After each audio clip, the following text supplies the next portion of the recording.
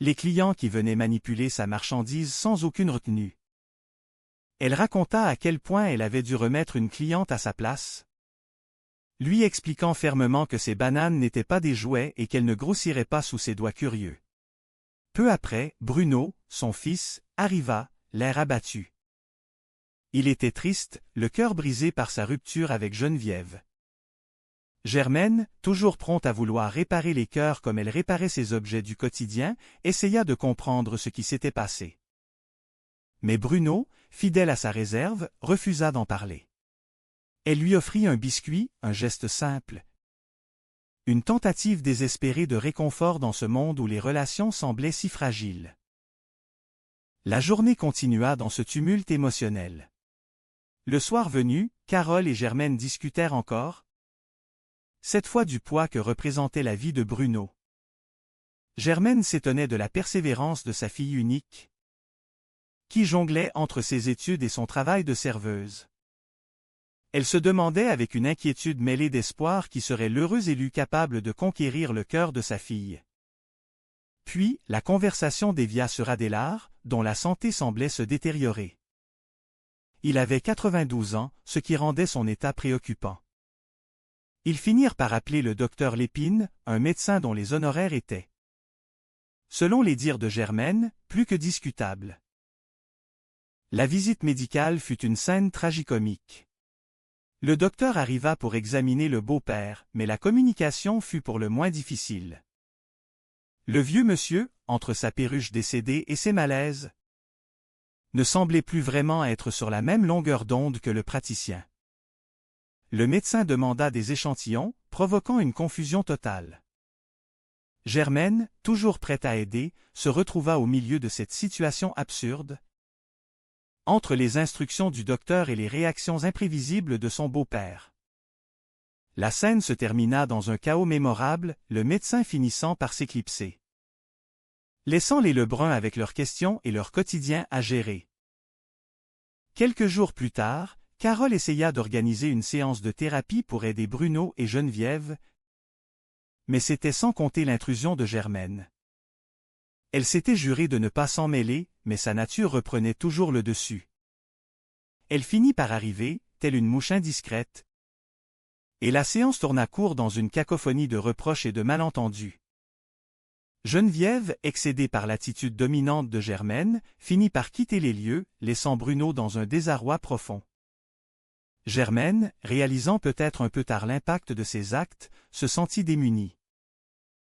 Pourtant, dans ce tourbillon, une étincelle de vérité apparut. Bruno et Geneviève, après cette confrontation inattendue, finirent par se retrouver et, contre toute attente, décidèrent de s'engager sérieusement. Germaine, malgré ses maladresses, réalisa que son rôle de mère était peut-être simplement d'être là, même quand elle pensait en faire trop. Elle finit par se dire qu'elle n'était ni une ménagère, ni une grande femme d'affaires, mais simplement une maman. Et en fin de compte, c'était cela, sa véritable vocation. La soirée s'apaisa, les tensions se dissipèrent. Et la maison des Lebrun retrouva son calme habituel, en attendant les péripéties du lendemain. Germaine, seule un instant dans le salon, se parla à elle-même, avec cette sagesse teintée d'humour qui la caractérisait, prête à affronter, dès le lendemain, les nouveaux défis que la vie ne manquerait pas de mettre sur son chemin. C'est une maison qui vit, une maison qui respire, et Dieu sait si elle exige d'être tenue par une main de maître. Bienvenue chez Madame Lebrun. Ici, chaque poussière a son histoire, et chaque recoin semble attendre une intervention. Ce matin, Madame Lebrun s'activait, un chiffon à la main, l'esprit tourné vers le désordre ambiant. Son grand-père, du haut de ses 92 ans, errait dans le salon, l'air hagard. Il n'avait pas dormi depuis 3 jours. Madame Lebrun, tout en astiquant une commode, lança d'un ton léger mais autoritaire. Comme pour se donner une contenance face au chaos quotidien, qu'elle faisait juste un petit peu de ménage. Elle aurait aimé prendre une pause, mais le devoir l'appelait. Elle se disait que ce ménage ressemblait à une corvée sans fin, un engagement total. Elle se sentait un peu sale, fatiguée, et il fallait absolument qu'elle se nourrisse. Dans son élan, elle réalisa qu'elle avait oublié d'ouvrir la cave pour le vieil homme. Elle pestait contre lui. Ce grand-père qui lui donnait plus de fil à retordre que ses 6 enfants réunis. Elle se remémorait les paroles de M. Curie, venu en visite l'autre jour. Il avait regardé la maison et, avec une pointe d'admiration malicieuse, avait déclaré que Madame Lebrun et le bon Dieu tenaient là une belle demeure. Elle l'avait remercié polémiquement, tout en pensant intérieurement que si le bon Dieu s'en occupait tout seul, le désordre serait sans doute bien plus grand. Toute sa vie, elle avait fait du ménage. Elle s'était mariée à 18 ans avec Roger Lebrun, le père de son fils. À cause de cette maladie qu'on appelle la grossesse. Le lendemain, la réalité l'avait rattrapée, et avec elle, le ménage éternel. Sa fille, Carole, arriva alors, calme et sereine. Madame Lebrun l'interrogea sur sa soirée, pressentant une sortie galante. Ce n'était qu'un verre tranquille, selon Carole. Mais Madame Lebrun, avec toute l'expérience de celle qui a vécu, savait bien ce que cela signifiait. Les hommes utilisent souvent ces mots pour masquer leurs intentions. Comme si la vodka était un lubrifiant pour faire tomber les barrières. Elle se remémora ses propres expériences, les situations cocasses, et prévint sa fille avec un humour cinglant. Carole, imperturbable, partit travailler, laissant sa mère avec ses réflexions. Madame Lebrun n'était pas qu'une ménagère. Elle gérait aussi un kiosque au marché, vendant fruits et légumes. Elle se considérait comme une femme d'affaires, même si elle déplorait le comportement de certains clients qui tripotaient la marchandise sans aucune retenue. Elle se souvenait d'une femme, l'autre jour, à qui elle avait dû expliquer fermement qu'une banane n'était pas autre chose qu'un fruit, et qu'elle ne grossirait pas par magie sous la pression de ses doigts. Au marché, elle retrouva son fils Bruno, qui semblait bien triste. Il travaillait à la promotion des burgers. Elle tenta de le réconforter, cherchant la cause de sa peine. C'était Geneviève. Elle avait rompu. Madame Lebrun, fidèle à son tempérament, n'avait pas une haute opinion de la jeune femme. Mais elle écouta son fils avec tendresse, lui proposant un café et un biscuit. Elle aimait son fils, son trésor, et voir sa tristesse lui fendait le cœur. Plus tard, dans l'intimité de leur foyer, Carole confia à sa mère son incapacité à dormir, préoccupée par Bruno et Geneviève.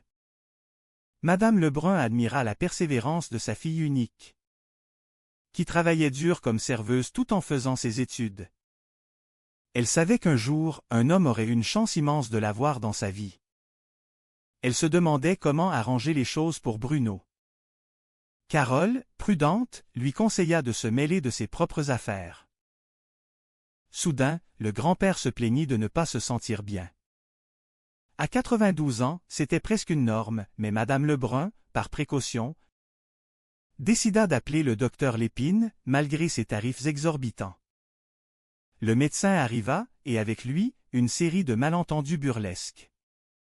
Le vieil homme, affligé par la mort de sa perruche, était d'une humeur sombre. L'examen médical, avec ses demandes d'échantillons et sa précision technique, tourna vite à la comédie. Madame Lebrun assistait à la scène, entre inquiétude et amusement, ponctuant les moments de ses commentaires caustiques. Le docteur, un homme sérieux, semblait dépassé par l'excentricité de la famille Lebrun. Il réclamait des examens approfondis, parlant d'explorer la cavité, ce qui, dans la bouche de Madame Lebrun, devenait une aventure cocasse. Elle le remercia chaleureusement après son départ, tout en plaisantant sur le prochain rendez-vous. Le soir venu, Carole cherchait ses livres de psychologie. Elle voulait aider Bruno et Geneviève, malgré les avertissements de sa mère. Madame Lebrun, incapable de rester inactive, finit par s'immiscer. Elle apporta des biscuits à Geneviève, tentant d'amorcer une réconciliation, mais la situation tourna à la confrontation. Geneviève, excédée, ne mâcha pas ses mots, reprochant à Madame Lebrun sa nature dominante. Le chaos s'installa. Bruno, pris entre deux feux, ne savait plus où donner de la tête. La dispute s'envenima. Geneviève annonça qu'elle cassait, Bruno tenta de se justifier, et Madame Lebrun dans sa maladresse bienveillante, ne fit qu'ajouter de l'huile sur le feu. Elle se sentait incomprise, elle qui ne voulait que le bonheur de son fils. Elle finit par se demander si elle avait